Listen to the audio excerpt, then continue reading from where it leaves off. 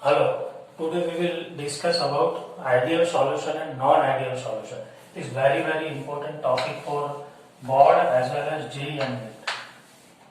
Ideal solution and non-ideal solution. आपने 11th में states of matter में देखा था what is ideal gas, the gas which follows the ideal gas equation at all the temperature and pressure. Similarly, ideal solution. इसके आगे हमने Raoult law में लिखा, राउल्ट लॉ की लिमिटेशन में what is ideal solution. Limitation में हमने क्या लिखा था कि Raoult law is only applicable to ideal solution. तो अब हमें पता होना चाहिए कि what is ideal solution and non ideal. It is very important for MCQs. आपको इसमें से एमसीक्यूज भी पूछे जाते हैं. देखिए डेफिनेशन क्या लिखी है, a solution which follows the Raoult law at all temperature and all concentration. किसी भी टेम्परेचर पे और किसी भी कॉन्सेंट्रेशन पे यदि राउल्ट लॉ फॉलो करता है तो वो सॉल्यूशन को आप आइडियल सॉल्यूशन बोलेंगे. राउल्ट लॉ फॉलो करना है किसी भी टेम्परेचर और किसी भी concentration, then it is called to be ideal solution. अब राउल्ट लॉ क्या है, मेन प्रॉब्लम है. राउल्ट ने क्या बताया कि pressure of any liquid component is directly proportional to its mole fraction. इसे आप रिमूव कर दे तो P not let's say A, तो partial pressure is equal to P naught A X है. बस इसे फॉलो करना है. ए इक्वल टू होना चाहिए. ए मीन्स मैं जो प्रेशर कैलकुलेट करता हूं इस फॉर्मूला को अप्लाई करके वही मुझे रियल में प्रेशर मिलना चाहिए. That is called Raoult law. मतलब राउल्ट लॉ को फॉलो करना मतलब ये जो है P A is equal to P naught A X है, इसे फॉलो करना है. ऐसे तो मैं आपको यहाँ पे लिख दूं कि calculated vapour pressure must be equal to observe vapour pressure. ये कब हो सकता है, ये कब होगा, ऐसा हो गया तो सॉल्यूशन आइडियल है. ये कब होगा उसकी क्या क्या कंडीशंस है. कंडीशन में सबसे पहला इसका डेल्टा एच मिक्सिंग 0 होना चाहिए. Means no enthalpy change. Enthalpy का कोई चेंज नहीं होना चाहिए. मैं जब सॉल्यूट को सॉल्वेंट में डिसॉल्व कर दूं तब जो सॉल्यूशन बनेगा उसमें से एंथैल्पी रिलीज भी नहीं होनी चाहिए और एब्जॉर्ब भी नहीं होनी चाहिए. मीन्स एंथैल्पी का कोई चेंज नहीं होगा. जब हम सॉल्यूशन बनाएंगे तब एंथैल्पी का चेंज नहीं होगा.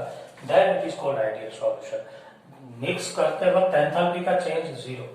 दूसरी कंडीशन है delta V mixing should be 0. Delta V mixing should be 0 का मतलब क्या बता है. मान लो एक लिक्विड ये है और ये लिक्विड बी, दोनों को मिक्स करके हम सॉल्यूशन बनाए तो इसका जितना वॉल्यूम था प्लस इसका वॉल्यूम था उतना ही सॉल्यूशन का रहना चाहिए. Means there must not be change in volume. Suppose it is 100 ml, it is 100 ml तो इट मस्ट बी 200 ml.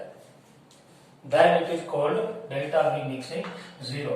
इसका मतलब क्या है कि V1 plus V2 is equal to V होना चाहिए. मतलब सॉल्यूट प्लस सॉल्वेंट का volume is equal to solution का वॉल्यूम होना चाहिए. तभी सॉल्यूशन आपका आइडियल बन जाएगा. और third and last condition is interaction. मतलब attraction between A and B must be equal to interaction between A B. ये फुलफिल होना चाहिए. मान लो ये लिक्विड ये है अकेला तो उसके ऊपर ए की वेपर होगी. यहाँ पे लिक्विड बी है तो उसके ऊपर बी की वेपर होगी. यहाँ पे सॉल्यूशन बन गया. मतलब ये B both are liquid and it is solution. तो यहाँ पे ए और बी दोनों की वेपर होगी. ए के बीच में जो अट्रैक्शन होता है वो और बी के बीच में जो अट्रैक्शन होता है वो nearly equal to A B के बीच में अट्रैक्शन जितना होना चाहिए.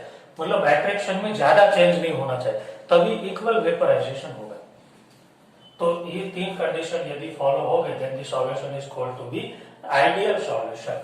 इन fact there is no any perfect ideal solution.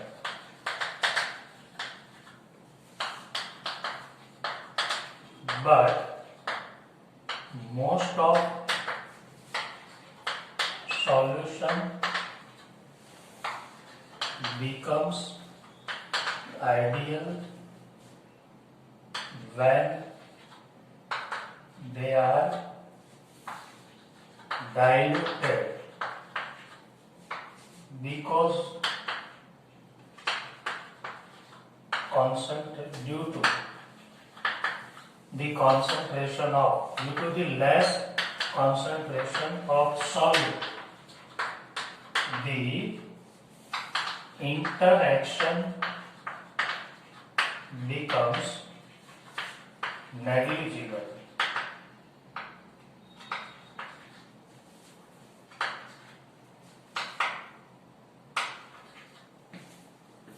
Means जब सॉल्यूशन डाइल्यूट होगा, मान लो इसमें सॉल्यूट ही कम है, तो इंटरेक्शन में कोई चेंज नहीं होगा।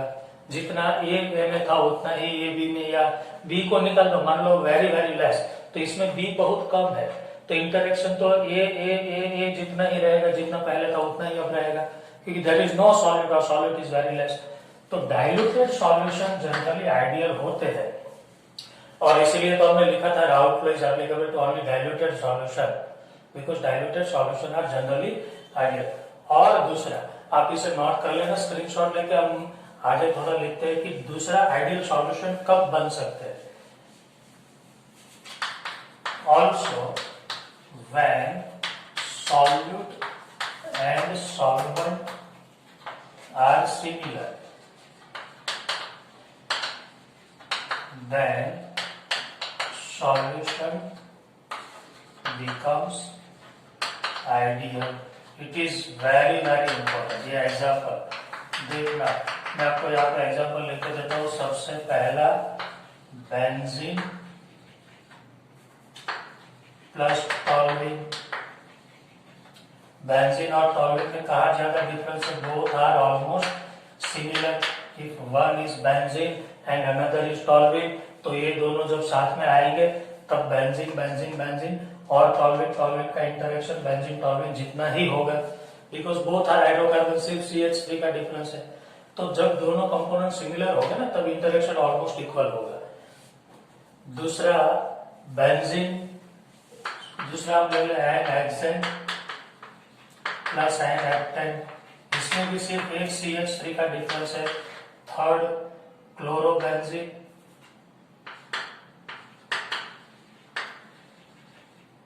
Plus bromobenzene.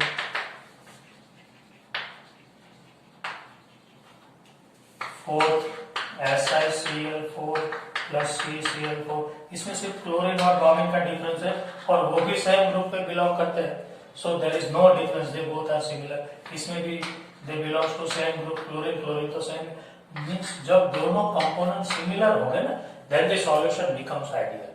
और आपको ऐसा पूछ लिया जाए कि water plus HNO3 they both are not similar, they are not ideal, चार ऑप्शन में से ये ऑप्शन होगा तो वो नॉन आइडियल होगा। आपको ऐसा पूछा जाए कि which of the following is not ideal, तो डिफरेंट होना चाहिए। सिमिलर हो गए तो आइडियल, या तो फिर आपको ऐसा दे दे कि एक बेंजीन हो, या तो फिर एक क्लोरोबेंजीन हो और एक दूसरा नाइट्रोबेंजीन, तो इसमें कोई रिलेशन नहीं है, they both are dissimilar, so it is non ideal. तो आइडियल सॉल्यूशन कब बनेंगे, इतनी कंडीशन फॉलो होगी, delta H mixing 0, delta V mixing 0, और ये दोनों का इंटरेक्शन, इसके इंटरेक्शन जितना होना चाहिए, then it becomes ideal solution. And they are the example. Kindly इसे नोट कर लीजिए और इसे आपको खास ध्यान में रखना है। Okay, now non ideal solution. पूरा आइडियल सॉल्यूशन का उल्टा होगा कि the solution which does not follow Raoult law at all the temperature and all the concentration is called non ideal solution. मतलब ये फॉर्मूला इसे आप अप्लाई नहीं कर पाएंगे, या तो फिर होगा तो ये इक्वल नहीं मिलेगा आपको जितना मिलना चाहिए। सो ऑब्जर्व वेपर प्रेशर और थियोरेटिकल वेपर प्रेशर में डिफरेंस होगा, मतलब आप जो कैलकुलेट करेंगे और जो रियल में होगा उसमें डिफरेंस आएगा। That is called non ideal solution, क्योंकि वो राउल्ट लॉ को कंप्लीटली फॉलो नहीं करता है। और इसकी कंडीशन क्या है, जैसे हमने इसमें कंडीशन लिखी थी उसकी उल्टा, डेल्टा H मिक्सिंग 0 नहीं होगी, मतलब सॉल्यूशन बनाते वक्त आइदर एनर्जी रिलीज होगी और एनर्जी एब्सॉर्ब होगी। So process must be exothermic और endothermic. Delta V mixing will not be equal to 0, मतलब ऐसा होगा V1 plus V2 is not equal to 0. मतलब 100 ml plus 100 ml is not equal to 200 ml. Either vapour बन के ज्यादा चला जाएगा और कम वेपर बनेगी, मतलब ये दोनों इक्वल नहीं होंगे। क्लियर? ये दोनों V1 plus V2 is not equal to V, उसका उल्टा कंडीशन है पूरा। और इंटरेक्शन, ये A के बीच में जो अट्रैक्शन है और B के बीच में अट्रैक्शन है, उससे कम होगा या तो ज्यादा होगा, इसलिए वेपर पहले से कम बनेगी या तो ज्यादा बनेगी। So it is not equal to. और इसे कैसे पहचाने, तो उसमें हमने बोला था कि सिमिलर कंपोनेंट वाले जो सॉल्यूशन होते हैं वो आइडियल होते हैं, तो डिसिमिलर वाले नॉन आइडियल हो गए। Like H2 and HNO3, there is no relation, इसमें कोई सिमिलरिटी नहीं, सो it is non ideal solution. And इसमें भी कोई सिमिलरिटी नहीं है, सो it is also non ideal solution. मान लो आपको बोल दिया जाए कि प्रोपेन प्लस ब्यूटेन तो बोथ आर सिमिलर, सिर्फ एक मिथाइल ग्रुप का डिफरेंस है, तो वो आइडियल होगा।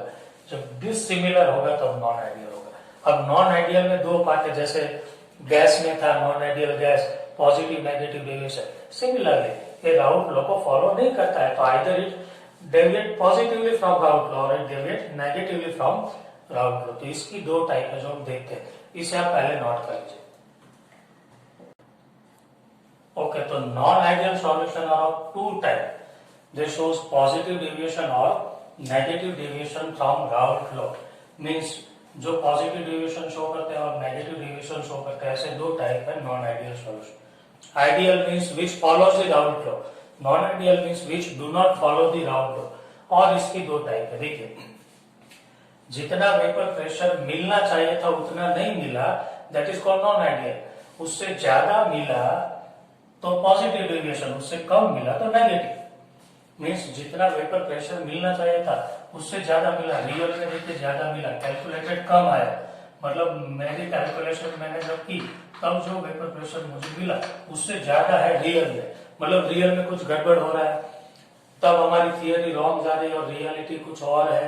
उसका मतलब यही हुआ ना, Raoult law is not applicable. मैंने राउल्ट लॉ अप्लाई करके कैलकुलेट किया तो कम आया, रियल में ज्यादा था, मतलब राउल्ट थियरी अप्लाई नहीं हो रही है यहाँ पे, और इसलिए तो वो नॉन आइडियल है। जो मिलना चाहिए था उससे कम मिला, यहाँ पे रियल में कम है, यहाँ पे रियल में ज्यादा है, रियल में ज्यादा पॉजिटिव डेविएशन, रियल में कम नेगेटिव डेविएशन। ये तो हम कैलकुलेट कर रहे हैं by applying Raoult's law. Negative means कम, पॉजिटिव मींस ज्यादा। ये कब होगा, जब delta H mixing greater than 0 होगा। इसमें delta H mixing greater than 0 मतलब एंथैल्पी का चेंज पॉजिटिव, मतलब process endothermic. Delta V mixing greater than 0 means volume का चेंज पॉजिटिव, मतलब 100 ml plus 100 ml is equal to 110 ml हो सकता है। इसमें डेल्टा एच मिक्सिंग नेगेटिव, सब नेगेटिव देखिए, नेगेटिव डेविएशन में सब less than 0, negative less than का सिंबल ऐसे आपको याद रहेगा। अगेन इंटरेक्शन बिटवीन, ये इंपॉर्टेंट है, यहां से आपको पता चलेगा। देखिए ए एंड ए बी का इंटरेक्शन है वो थोड़ा ज्यादा है ए बी की कंपेयर में, मतलब इस ये दोनों के अट्रैक्शन से इसका अट्रैक्शन क्या हो गया, कम, इसका ज्यादा है, इसका अट्रैक्शन कम हो गया। ये दोनों के बीच में अट्रैक्शन इसमें ज्यादा था, ज्यादा अट्रैक्शन तो वेपर कम बनेगी ना, क्योंकि ये इसे पकड़ के रखा है, अट्रैक्शन ज्यादा है, और इसमें अट्रैक्शन कम है। देखिए ए बी का अट्रैक्शन कम, अट्रैक्शन कम तो वेपर ज्यादा, अब वेपर ज्यादा तो वेपर प्रेशर ज्यादा, और इसीलिए मुझे वेपर प्रेशर ज्यादा मिला क्योंकि अट्रैक्शन कम हो गया था। अब अट्रैक्शन कम क्यों होगा, क्योंकि मान लो इसमें हाइड्रोजन बॉन्ड है, इसमें हाइड्रोजन बॉन्ड है, जैसे ही दोनों को मिक्स किया ए बी के बीच में नहीं बनता होगा हाइड्रोजन बॉन्ड, तो अट्रैक्शन बिकम्स वीकर। इसमें हाइड्रोजन बॉन्ड था ज्यादा था, इसमें हाइड्रोजन बॉन्ड था अट्रैक्शन ज्यादा, ये दोनों के बीच में नहीं बन पाया, मतलब कुछ इंटरेक्शन कम हो गए। अट्रैक्शन कम तो वेपर ज्यादा, वेपर ज्यादा तो वेपर प्रेशर ज्यादा, तो ये यहां से पता चल जाएगा। Attraction between A and B is more than attraction between B. इसमें क्या है, देखिए ए बी का अट्रैक्शन ज्यादा है इसकी कंपेयर में, मीन्स अट्रैक्शन ज्यादा तो वेपर कम बनेगी, वेपर कम बनेगी तो प्रेशर भी कम लगेगा, और इसीलिए रियल में हमें वेपर प्रेशर कम मिला। अट्रैक्शन बढ़ गया ना, अट्रैक्शन बढ़ गया तो वेपर प्रेशर कम हो गया, वेपराइजेशन, अट्रैक्शन ज्यादा तो वेपराइजेशन कम होगा। ऐसा क्यों हुआ होगा, तो कोई नया बॉन्ड अच्छा बना होगा, स्ट्रॉन्गर। सो ये नेगेटिव डेविएशन शो करेगा।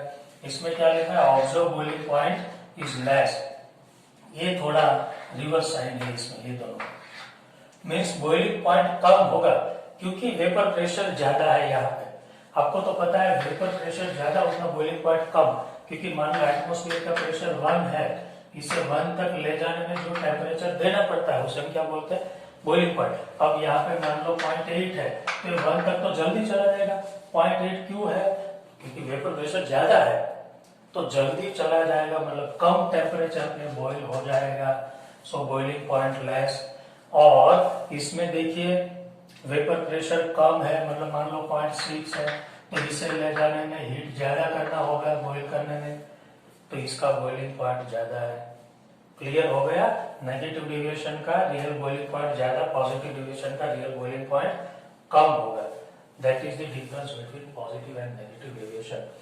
एंट्रोपी का चेंज पॉजिटिव होगा क्योंकि वेपर प्रेशर ज्यादा तो वेपर की एंट्रोपी ज्यादा, यहाँ पे एंट्रोपी का चेंज नेगेटिव होगा क्योंकि वेपर कम बन रही है।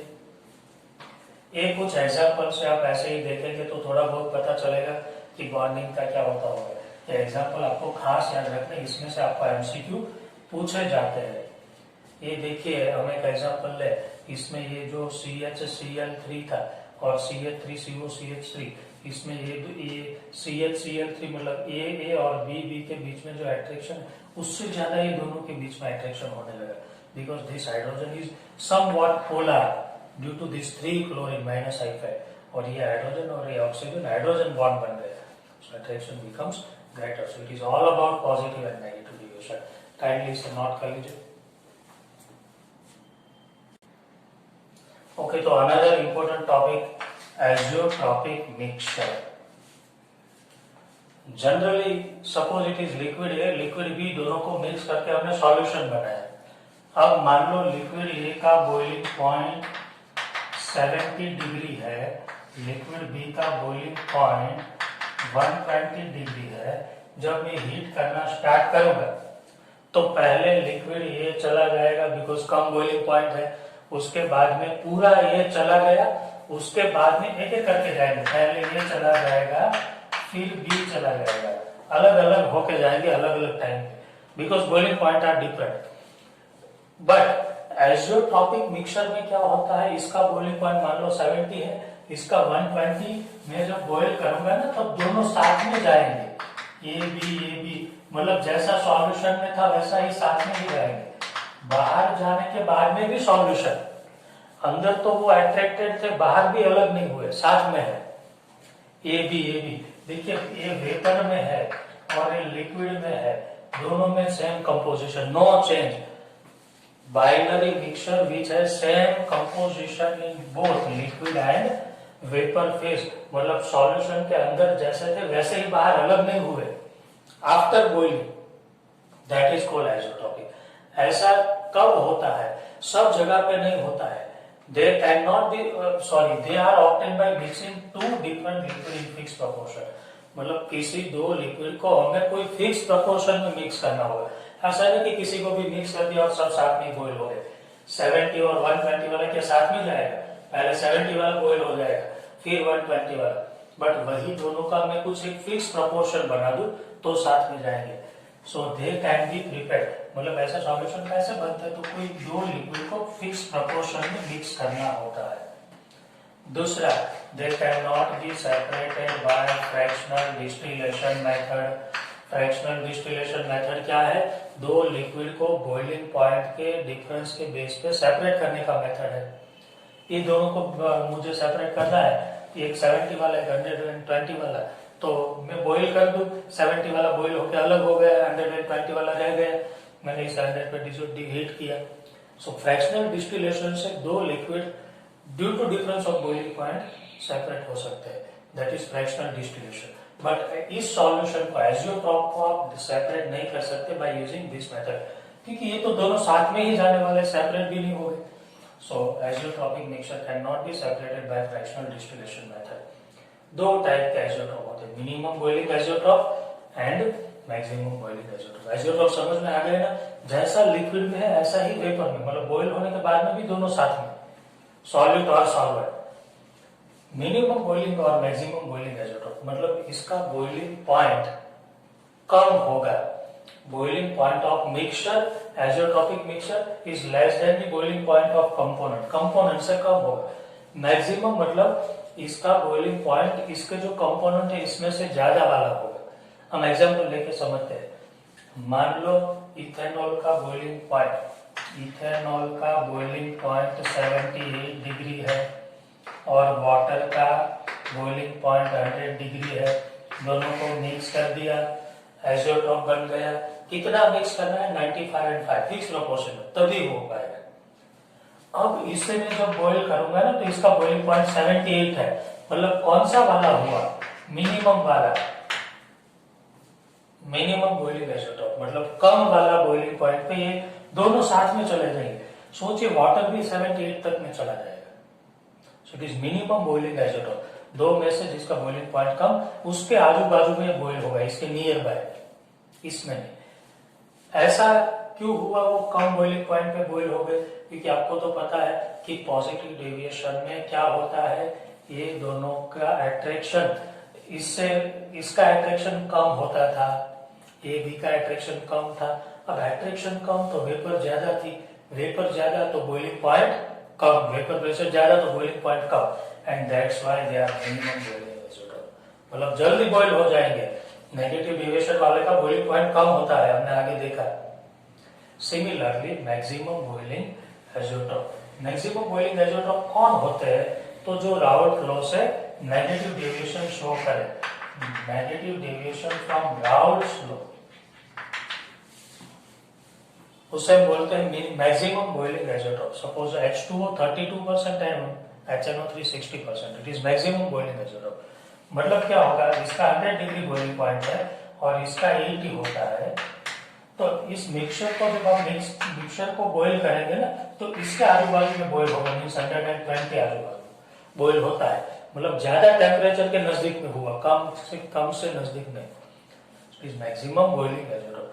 ऐसा क्यों हुआ? क्योंकि वो नेगेटिव डेविएशन शो करता था. नेगेटिव डेविएशन शो करना मतलब वेपर प्रेशर कम होना. वेपर प्रेशर कम तो बॉइलिंग पॉइंट ज्यादा और इसीलिए वो ज्यादा टेम्परेचर पे बॉईल होते हैं. क्लियर हो गया?